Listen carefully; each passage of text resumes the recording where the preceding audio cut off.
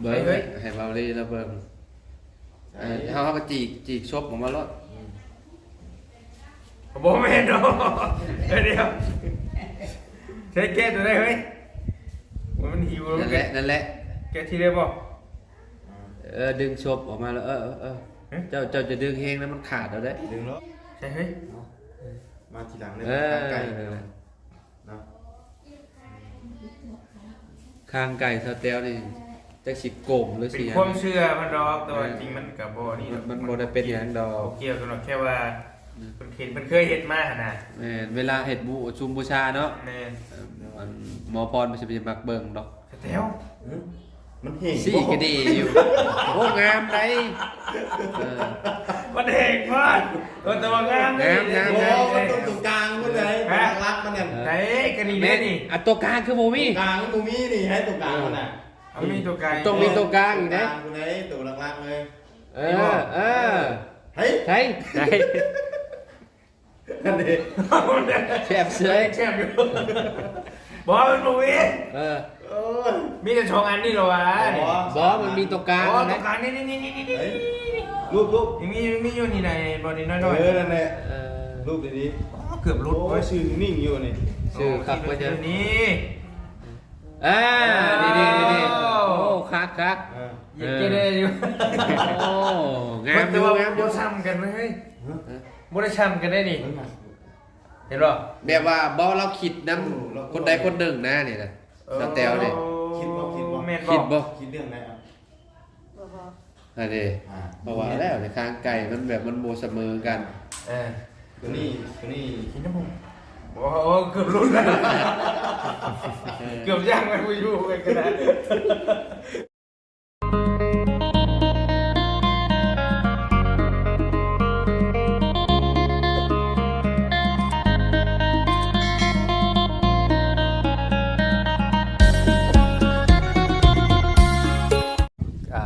ทายสบายดีเด้อพ่อพี่น้อง FC กันเพื่อสุขคนเนาะ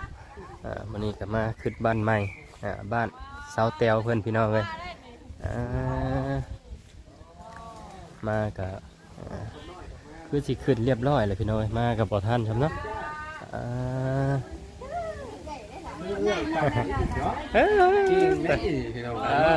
สบายดีโดยแบบว่าเพิ่นผูกหรอเพิ่นเข่าเพิ่นกับเมื่อได้คนในบ้านเพิ่นบนนายนางแบบนั้นเลยแบบเดียวกับบ้านเฮามันแบบนี้เลยมาก่อนยังไม่ทันว่าสูตรจะมาจะโมงมาฮอด8 โมงพอดีหมอสูตรขึ้นรถเมื่อเลยแสดงว่าจะเบาไล่คนเดียวเจ้าถิ่นเนาะเจ้าถิ่นเพิ่นมาอยู่นี่แล้วตั้งแต่5 โมงผมว่ามันเข่าซอยบ่กลัวคนนั้นก็ถ่ายคลิปเมื่อแล้วบ่นอนแล้วบ่ดิเมื่อนอนแหละแล้ว4 คลิปเมื่อนอนแล้วเขาหลุดคลิปเดียวยังเงินปืนอยู่อ่ะมาแต่5 โมงก่อนมายังมา1ข่าวซอยบ่เขาถ่ายคลิปก่อนมันอยู่ในเงินบ่สแตลโดยมีอันสแตลบอดี้กับบอบุญข่าวทางในก็ได้เด้อและเขาก็เข้าไปพุ่นแหละในผู้ปักจอดโดยพี่น้องตากแดดก็หนาวเข้าไปในเฮือนด้วยกับพี่น้องเลย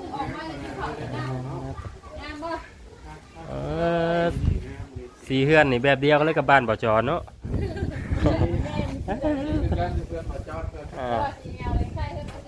แม่นตัวพี่น้องเลยพี่น้องเดี๋ยวเข้าไปเบิ่งข้างในเฮือนแบบเนาะ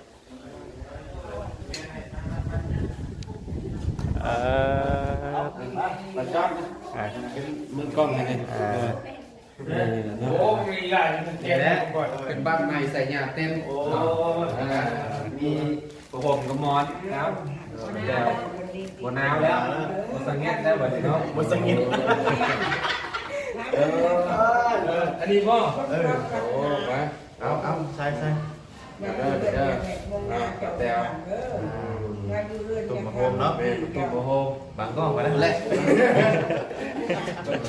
อยู่ทั้งนี้ก็ได้เห็นบ่เห็นอยู่ที่อะไรก็ไอ้คนได้ยินได้แล้วเอาเจ้าผูกแขนเล่าบัตรนี่เจ้าไม่ใช่สิผูกแขนนะแต่ว่าแขนสเตลบัตรแขนพอเรือพ่นบ่สเตล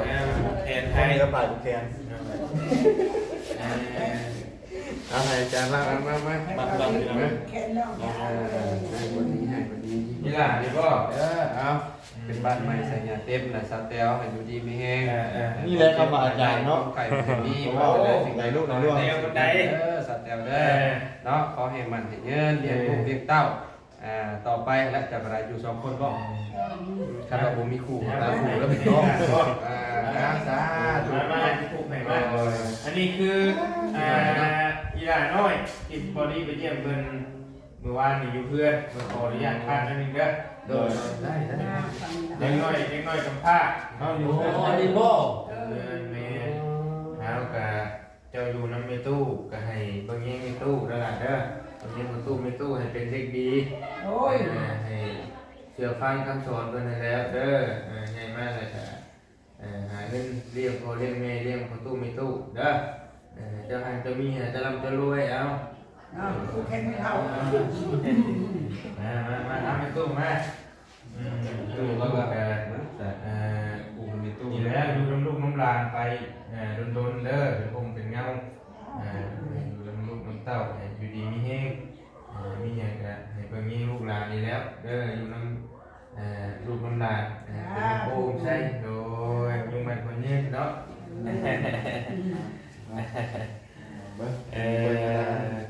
มองนอกก่อนก็เลยเนาะนี่ข้าวสารโอ้ข้าวเปลือก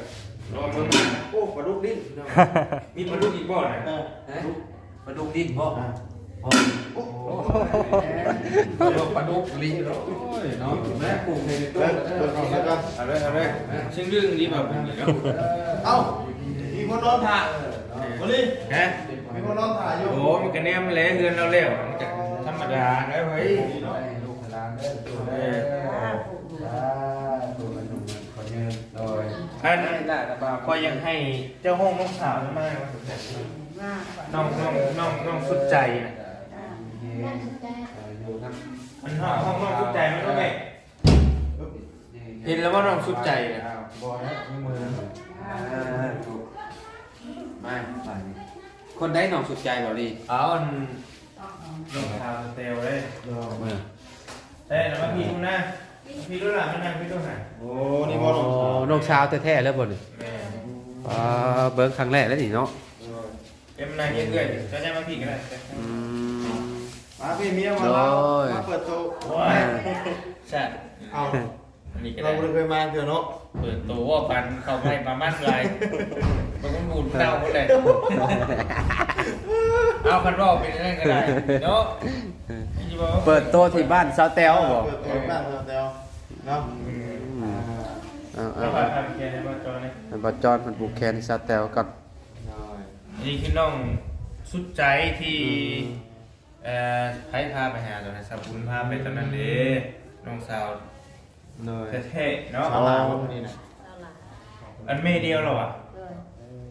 เดี๋ยวเราคือกันประเด็นเนาะไม่ใช่คนละพ่อป่ะ ลูกของประตูเนาะ ลูกตู้ลายดิ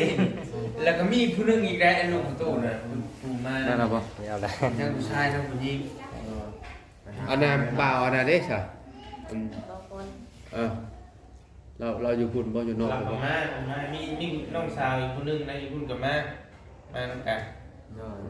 มาทั้งหมดทั้งมวลนี่มาลูกมาบ่เลย ประตูนะแม่ บ่เห็นเลย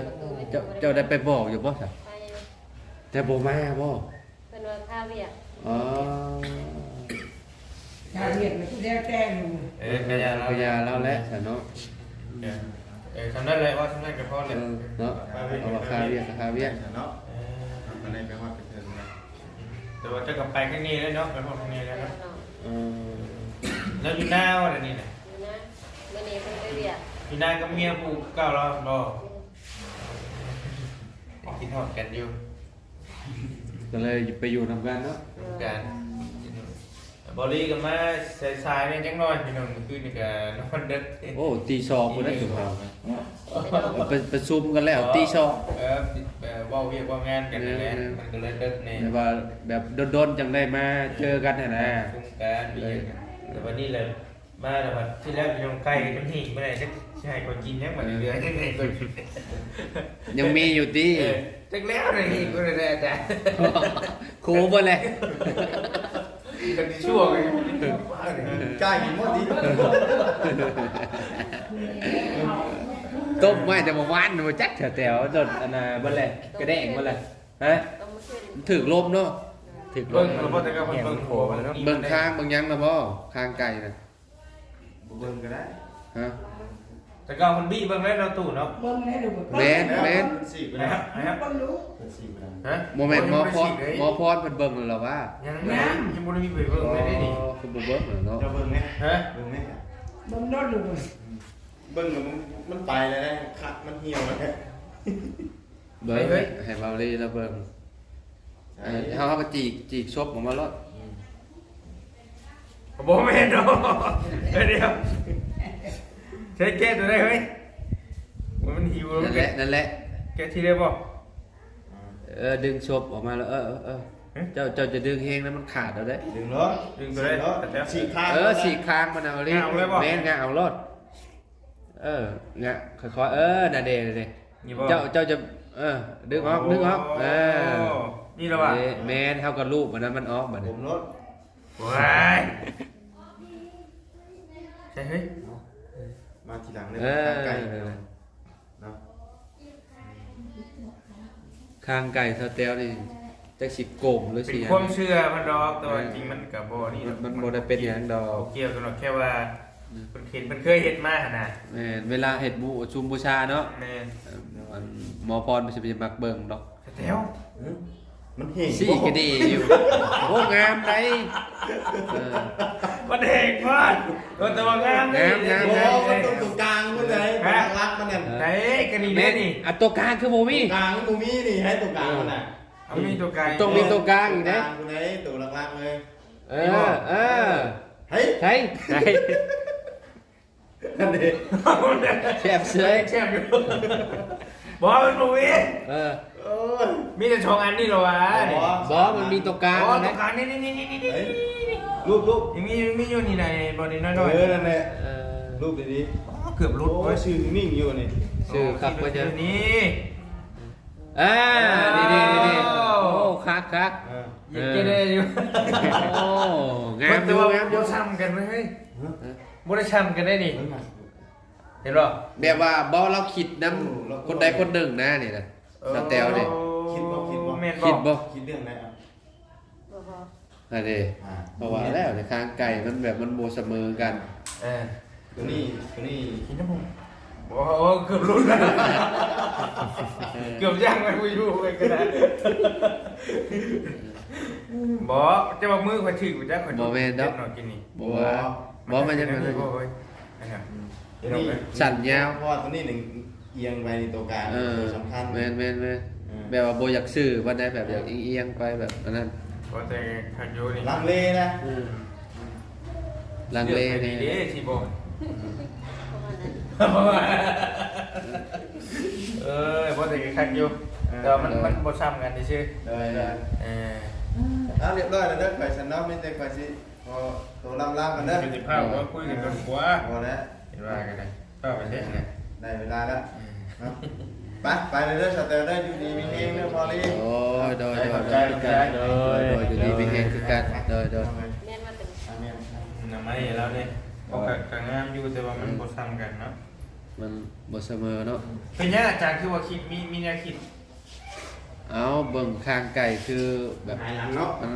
เป็นอย่างนี้เด้มันอยากเอียงอ่ะเด้ เกิดตรงนี้เนาะพี่เนาะ แม่นเหรอจะมีแนวคิดน้ำผู้ใดผู้หนึ่งบอก คิดอยู่คิดยานบัดเจ็บเป็นบ่มีคนเบิ่ง คิดยันจะเป็นบ่มีคนไปเบิ่ง ลูกเฮาแหละ ก็หาคนมาเบิ่งเลยเนี่ยไม่ใช่ ยานสิบอกคนบ่ดี ยันเพิ่มคนบ่ดี นี่ล็อกผู้คนดูเอ้ยน้องยังไงอยู่ เนาะตู้เนาะ ให้ที่ป้ายิงคนกันนะ โอ้มันงั้นข่อยมาขอจักนี่เอาอันนี้เราจะใช่ไหมนี่แหละเป็นยังไงพี่น้องหลายคนอาจจะยังบ่รู้จักอาจารย์นี่ยังบ่รู้จักใช่ไหมนี่บ่อันนี้ว่า บ่ข่อยตอนนั้นน่ะสาวบุญไปหาแม่นบ่คนนี้บ่ แม่นเราอ๋อ ได้ยินแต่ชื่อแล้วก็แล้วแต่ว่าแบบตัวจริงเราก็จะ ลูกพ่อตู้ที่อยู่นำกันนี่นะว่าพ่อตู้ยังก็ชื่อแล้วนะ บ่มี พ่อตู้พรหมมีและแม่นั่นแม่เดียวกับเจ้าแม่ผู้ตายนั่นเนาะแต่ว่าคนละพ่อแม่เดียวกันเบิดเลยพ่ออันที่มา แม่เดียวกันหมดเลยเป็นคนละพอ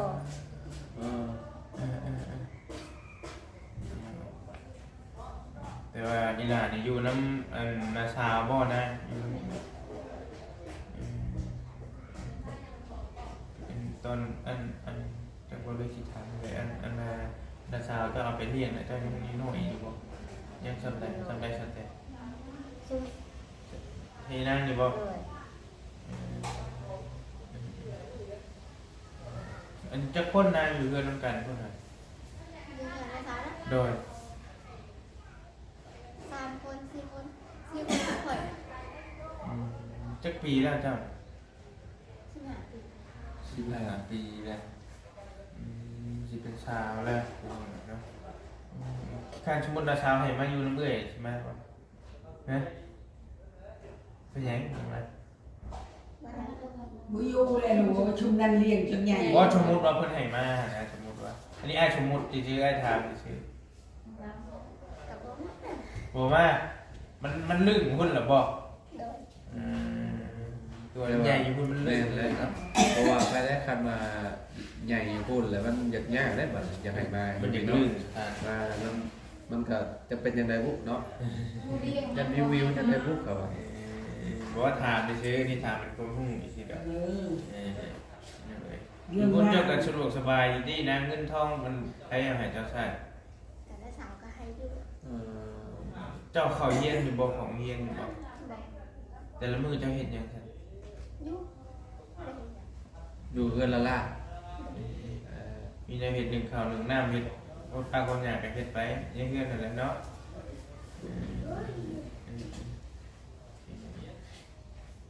ก็สบายอยู่พุ่นก็ได้ติเพิ่นเอาเงินให้เจ้าใช้เพิ่นแล้วแต่บอก พันทะเลเนาะกับเพื่อนกับบุมีคือกัน ชาวเจ้าอะไรก็เลย10,000 20,000ติล่าเลยเนาะคนนี้คือล่าเลยเนาะแต่ล่าสุดหมู่เลยเพราะว่าจะแต่ว่าแกว่าแต่ใดแล้วแต่อยู่กับตู่เดเขาเจอแล้วมีไม้แล้วก็บอกว่าเป็นห่วงน้องนี่เลยกลัวหมู่นะมันยังน้อยไปซะแม่นแล้วอ่ะเราว่าแต่ก็นี่ มันมีครอบครัวของคนไทย เดี๋ยวก็มีดอกใหญ่มากเลยก็มี มันอยู่ประมาณ18 19นี่แหละ บอกสั่ง แค่มีครอบครัวแล้วนะ รุ่นเดียวกันยังเอา เอาพัวแล้วที่ รุ่นเดียวกันกับเราเลยนะ ร้านคนนี้แหละ มีครอบครัวเลยไวเนาะ จะมาจะเทื่อนะมาบ้านนี่ เคยมา หากมาครั้งแรกนี่บ่นอนอยู่ใช้คืนนี่ นอนใน น ก อ ระ น ตู ตูนกันเพิ่นบอก คืนนอน ชามคืนจากเมื่อเนาะนอนน้ำเบื่อก่อนเนาะ มื้อแรกนี่เงินเลยบ่ คิดว่าสินอนเป็นหมู่เอ้ยจักชามคืนเนาะ จำบ่ได้เฮียนเลยบ่อยู่เพิ่นก็ได้บ่ได้เข้าห้องเฮียนเลยบ่ เรา โอ้ แต่เขาก็หาเลย อ๋อ เก่าเข้าผมก็หาแล้ว อ๋อเขาต้องมาแล้วบ่บัดนี้ เออ เป็นอยู่ละบ้านจังซี่หนังสือก็ได้ กับเป็นอยู่เนาะ อ่านออกอยู่เนาะ เจ้าเฮ็ดจังซี่เสร็จแล้วนะ ปสาม ภาษา บอกคนปสามตะกี้อ่านออกอยู่ได้ อีก เนาะ อ่านออกคนหนึ่ง เดี๋ยวนี้ม .1 ถามว่าเป็นยังบ่ก็บ่เป็นคือที่ ยังหัว ข่อยนะอ่านออกแต่ปหนึ่งพอได้แบบตะกี้คือว่าแบบเพิ่นก็ สิกี จังไดแหละเนาะคือว่าแบบเฮาใหญ่บ่ตอนนั้นเฮาเข้าปหนึ่งเฮาแบบบ่จักความแล้วมันลดอันนั้นเป็นหนังสือไว้นะ ก็สิบอกแบบประมาณใดเนาะ จังว่าเด็กน้อยก็เหมือนคือง่ายแต่อ่านหนัง สิ สือ กีก็จะมักอ่านเพราะว่าทันว่าผู้ใดบ่ได้เขาบ่ให้เกิดออก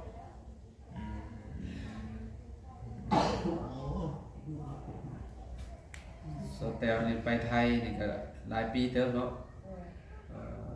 ถนัดภาษาไทยอยู่แล้วเราก็ได้ มะพร้าวนี่ปิดได้บ่วันนี้เรียกว่า3 มื้อบ่ บ่หมด ต้อง3 มื้อนะแต่เลย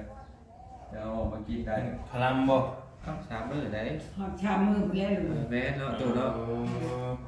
นักก็คือกินอาหารชาม อั มื นนี้ก็ดึงบ่ได้บ่มันยังนั่นดึงออกบ่ได้บ่ดึงซื้อขนมบ่ได้บ่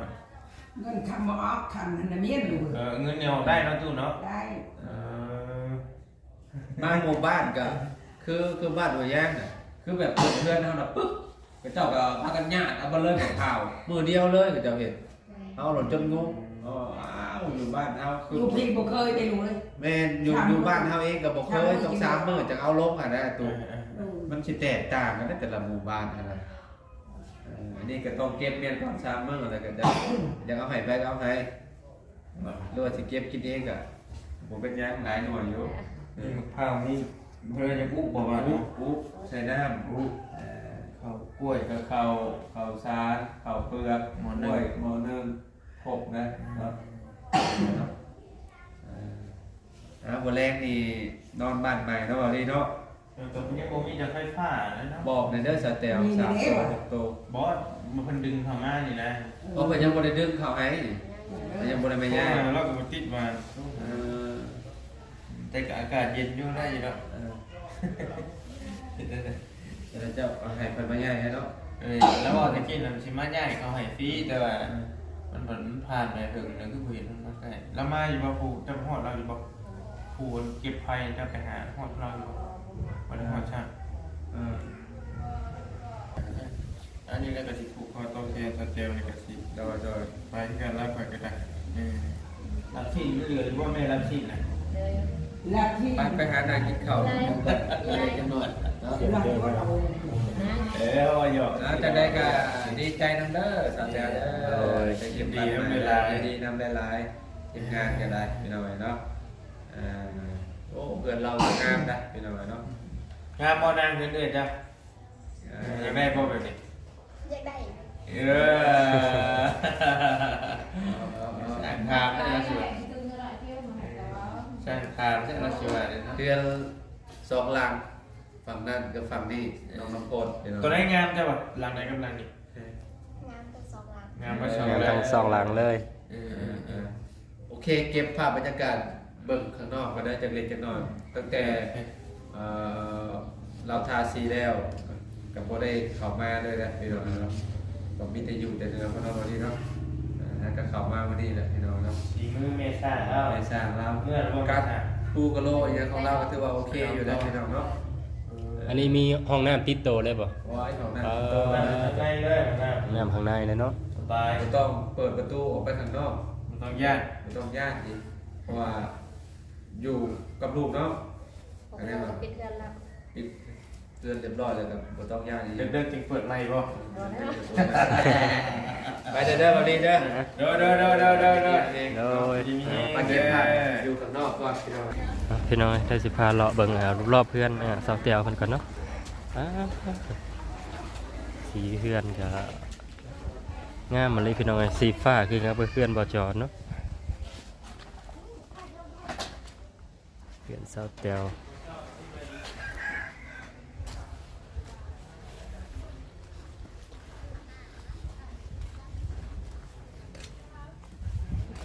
นี่สิเป็นทางหลังบ้านพี่น้องเอ้ย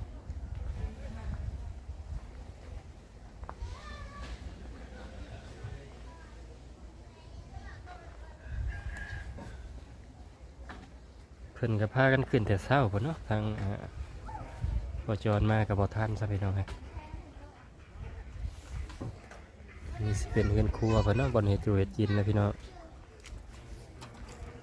โอเคฝากพี่น้องสำหรับคลิปนี้กับปจก็สิขอจบคลิปเอาไว้สักนี้ก่อนเด้อก็ฝากกดไลค์กดแชร์กดติดตามและเป็นกำลังใจให้ปจด้วยเนาะสำหรับคลิปนี้กลับไปแล้วสบายดีสวัสดีพี่น้อง